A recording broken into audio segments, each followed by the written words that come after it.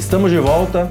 O programa de hoje é sobre a expansão do mercado de síndico profissional frente à retomada do mercado imobiliário. Se você perdeu o primeiro bloco, volte e assista, que tem informações muito interessantes para você. Mauro, te fiz uma pergunta bem indelicada, te jogando contra a parede, mas necessária. Estamos aqui para isso.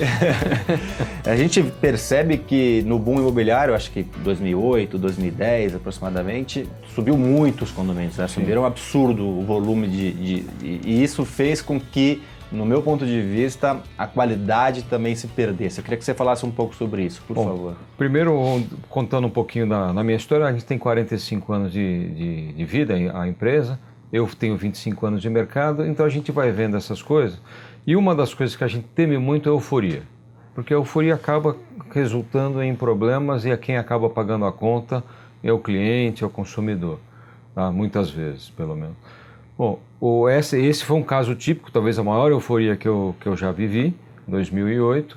E a gente, contando até um caso prático, né? Chegou lá e a gente estava fazendo um condomínio grande, enorme, inclusive, para os nossos padrões, coisa que a gente, inclusive, hoje não tem nem mais como objetivo fazer, Sim. porque a gente achou que era grande demais, onde a gente tinha que contratar, grosso modo, de repente, 100 pintores, e o número era mais ou menos esse, e você não encontrava na praça.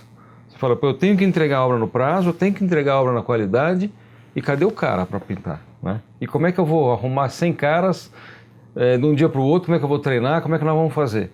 Claro que aí, no caso ali, foi o foco total da empresa e a gente conseguiu passar por ser uma empresa média. Se a gente tivesse 10 desse aqui e a gente não pudesse focar dessa forma, a consequência... Eu acho que as grandes sofreram muito, que né? acabou acontecendo isso e até eu diria que era uma impossibilidade física de resolver o problema. É porque no mercado, por exemplo, de condomínios, você não tinha mais faxineiro homem.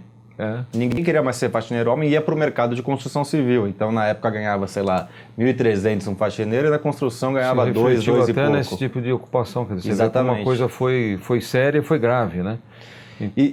Na sua visão, um síndico também capacitado é muito importante também nesse cenário. Nessa época a gente não tinha ainda a figura, pelo menos a TPA ainda não tinha isso como modus operandi dela.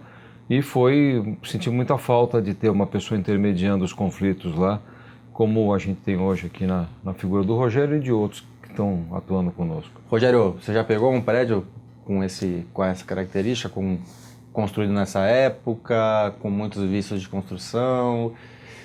Só uma coisa, nós entendemos que nós conseguimos resolver. Tá? Sim, não, ficou claro. E acho que esse problema, vocês são uma empresa de médio porte, Médio porte, As grandes que entregavam, às vezes, 10, 15, 20 simultaneamente, Sim. Brasil todo, até mais do que isso. Sim. Então, para eles é muito mais difícil o controle, né? E o movimento que a gente estava vendo começando agora antes do coronavírus. A gente não sabe o que vai acontecer, né? Sim.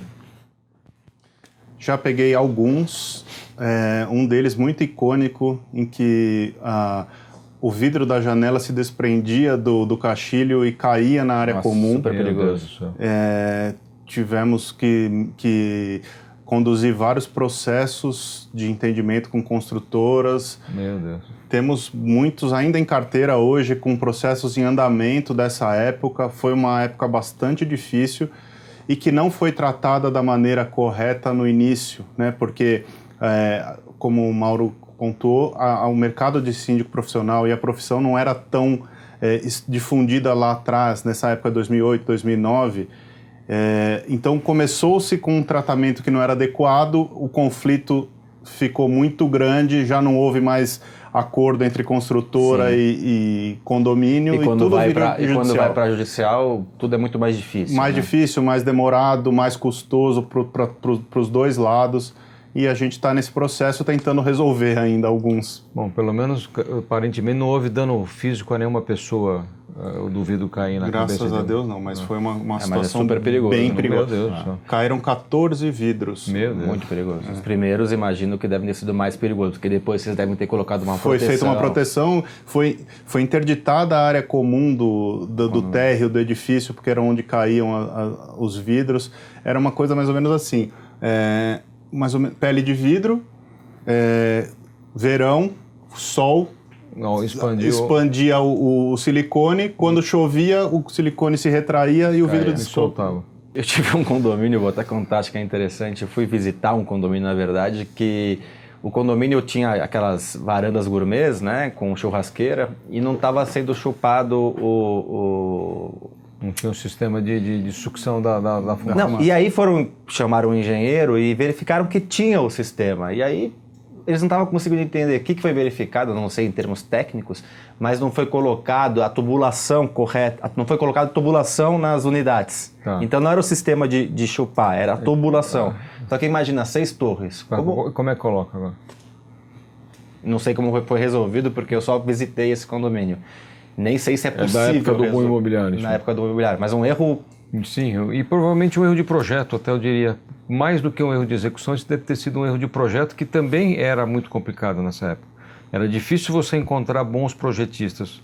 Como é que nós, empresas médias, eu tenho certeza que muitas outras fizeram isso, a gente já tinha um relacionamento de 20, 30 anos com os caras. E fala, olha, pelo amor de Deus, a gente você atende. Segura a onda, né? Segura a onda. Nós vamos continuar no mercado, talvez os outros nem tanto, então não caia no canto da sereia. Exato. Que vem o cara com mega treco que depois você talvez não dure. Mauro, nessa época tinha uma coisa, aparentemente, eu digo aparentemente, porque depois tivemos muitas devoluções, né? A gente viu isso, até teve umas mudanças de legislação para proteger um pouco a construtora. Era entregue praticamente com 100%, né? Você fazia a entrega do condomínio, não sobrava praticamente nada com a construtora. Hoje, o cenário é diferente. Sim. Eu participo de muitas entregas e a média é 50%. Isso também é um problema, né, para a construtora, porque a gente está falando de um valor que vocês, mensal, até a venda, vocês têm que honrar com esse valor. Isso também, um síndico competente também é importante nesse momento. Sim, isso é um típico causador de conflito entre a construtora e os clientes, porque os interesses são diferentes. A construtora tem interesse que o condomínio seja o mais barato possível até que ela venda as unidades dela. E o cliente, o condômino, ele tem interesse de que o prédio esteja bem, funcionando bem, não só aparentando estar bonito para ser vendido para os outros futuros condôminos. Então é um momento delicado e aí, mais uma vez, o síndico profissional é figura fundamental para mediar o conflito e evitar que um lado prejudique o outro. Né? Aí é fogo, né, Rogério? Isso aí é acho que um dos principais problemas, né? Você tem que manter o condomínio funcional, você tem que fazer a implantação, você tem que pedir verbas extras para complementar e você, assim, existem construtoras que te pressionam a não avançar com os valores. Não é o caso do Mauro, eu já digo aqui de antemão. Não, você disse que até uma construtora te propôs a fazer algo ilegal, né? Eu fui chamado... Você disse aqui, digo, fora no ar. Isso, né? Eu fui chamado para uma entrevista de uma construtora, era um condomínio de casas, que eles tinham 60% do estoque do condomínio, e ele falou que me colocaria como síndico, mas que eu ia ter que aprovar em assembleia que a construtora ia pagar só metade enquanto não fosse vendido. Eu falei para ele, eu não posso fazer isso, é contra a lei, eu preciso cumprir a previsão orçamentária aprovada. Então, não me interessa o condomínio. E aí acabou não dando negócio mesmo. Eu não ia sujar meu nome da minha empresa por um cliente, né? E poderia perder vários outros. Mauro, a gente tem a gente sempre fala da economia, né? Que a economia pode influenciar fatores externos, podem influenciar muitos mercados, mas que o mercado de construção civil, o mercado imobiliário, talvez seja um dos principais influenciados. E aí, junto com isso, a gente está vivendo agora, nesse atual momento, o coronavírus, que vem crescendo no Brasil, no mundo inteiro. A gente ouviu hoje 1/4 da população italiana não pode sair de casa. No Brasil ainda os números são muito pequenos, a gente não sabe o que vai ser no Brasil, espero que sejam números reduzidos, mas isso traz uma instabilidade absurda, né, para o mercado. Primeiro, né, respondendo a primeira parte da pergunta, o mercado de construção é aquele que a gente chama de elástico, né? Ele é mais elástico do que o resto, ele responde com mais força a algum estímulo negativo ou positivo, e por isso às vezes a euforia, por outro lado às vezes a depressão profunda, em números, depois da crise de 2015 e 2016, o mercado de construção civil caiu 55%. Muito. Se você imaginar qualquer mercado, uma queda de 5%, o PIB caiu 10%, não chegou a 10%, o PIB per capita caiu 10%, o PIB caiu uns 7, 8% e o PIB da construção civil chegou a cair 55%. Absurdo. O que é um negócio realmente gigantesco. Tivemos quebras de grandes empresas. Quebras de grandes, médias e pequenas empresas. E, por outro lado, também quando vem a euforia, aí vem o outro lado, que é o que a gente falou na pergunta anterior. Agora, em relação ao coronavírus, é o momento que a gente está vivendo, a gente está monitorando muito de perto, teve esse fim de semana agora bastante crítico, e a gente não está sentindo nenhum, no caso da minha empresa de porte médio, dos produtos que a gente faz, a gente não está sentindo ainda nenhum efeito. Esse fim de semana tivemos boas vendas, semana passada também. Então a coisa aparentemente... Eu acho que o que mais, para o mercado imobiliário geral, o que mais é incógnita é sobre os investimentos, né? Sim, externos, ou investimentos... Aí decisões são mais longas e provavelmente, Isso. como eu falei, elas vêm muito hoje através de mecanismos mais sofisticados, fundos, CRIs ou letras de... Que também pode ser uma oportunidade, né? Se o Brasil souber controlar bem a doença e tiver uma doença, não como aconteceu já na Itália, que já perdeu o controle, pode ser uma vantagem competitiva também. Sem dúvida, né? É um país onde se pode investir, talvez se a gente controlar essa doença, com uma relativa segurança, principalmente no mercado imobiliário com a queda de juros, né? Junto com a queda de juros, você tem um país onde a doença está menos proliferada. Perfeito. Eu vou chamar um quadro que é o Aplicando Advertência. A advertência de hoje vai para você, condômino, que tem um pré-conceito já na cabeça do que o síndico profissional é na implantação. O síndico profissional na implantação, ele é muito necessário. E poucas vezes, existe obviamente, mas poucas vezes é uma minoria, existe uma indicação de uma construtora para um síndico para fazer encobrir alguns erros, alguns vícios construtivos. Isso chama-se corrupção, isso chama-se bandidagem, isso é uma minoria. Não temos que pensar nisso, temos que pensar na qualidade. Um mercado onde está sendo entregues novos condomínios, um síndico capacitado e profissional vai fazer com que este condomínio seja muito mais salutar para a vida de todos os condôminos, de todos os moradores.